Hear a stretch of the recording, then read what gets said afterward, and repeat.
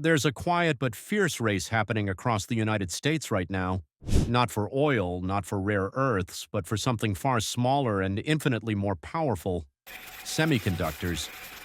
Chips are the brains behind everything, from smartphones and cars to AI systems and fighter jets. And after years of relying heavily on factories overseas, the US is now racing to bring chip manufacturing back home.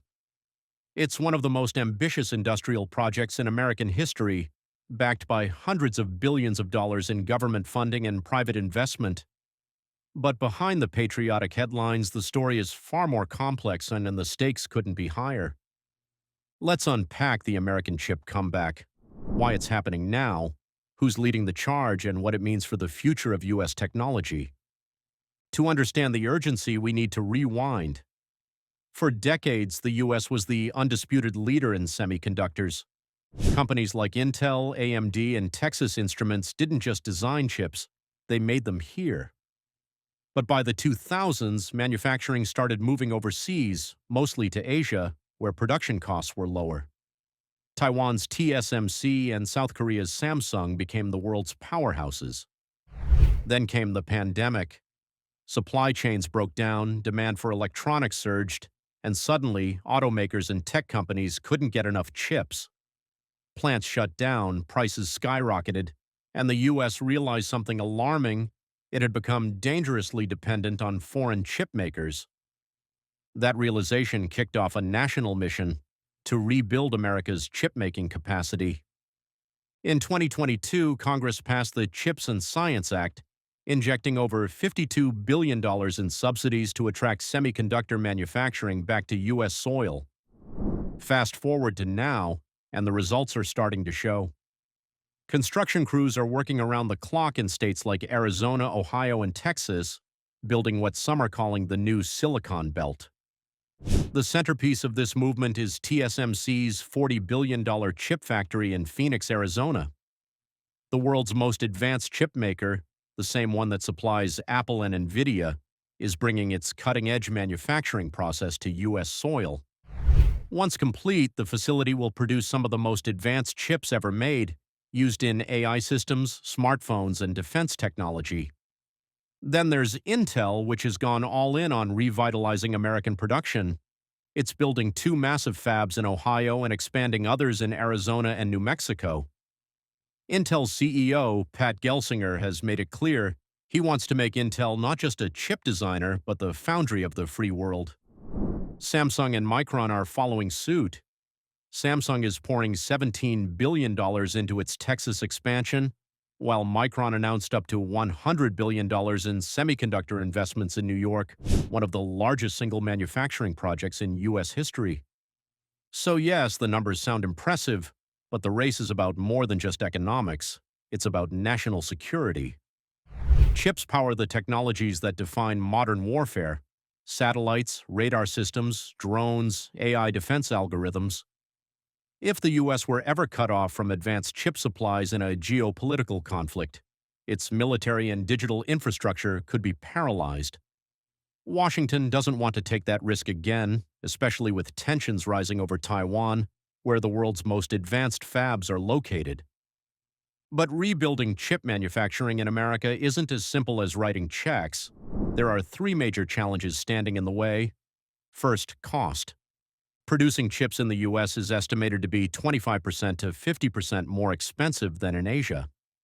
Labor costs, regulations, and the lack of existing supply chains make it hard to compete.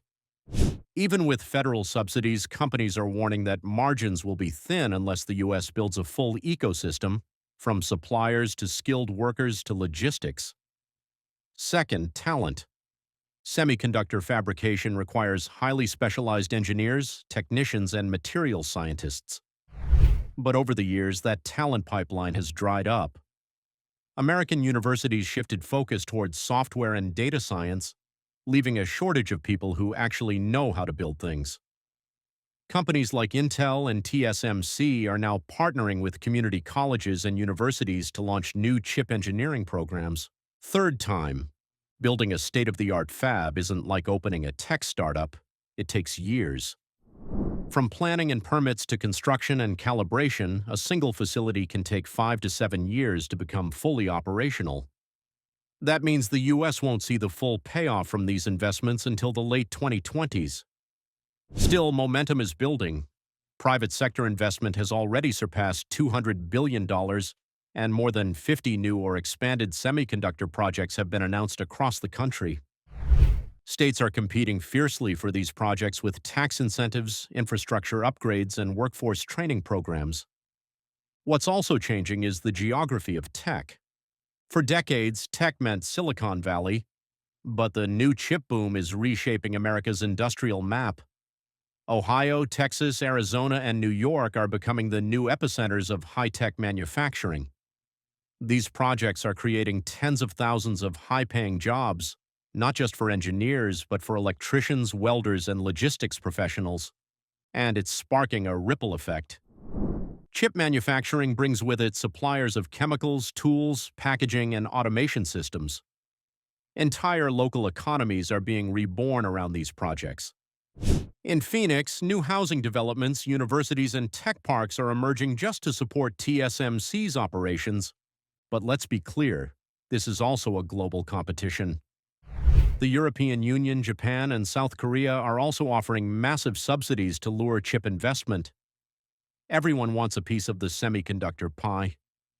The question is, can the U.S. move fast enough to regain its lead before others catch up?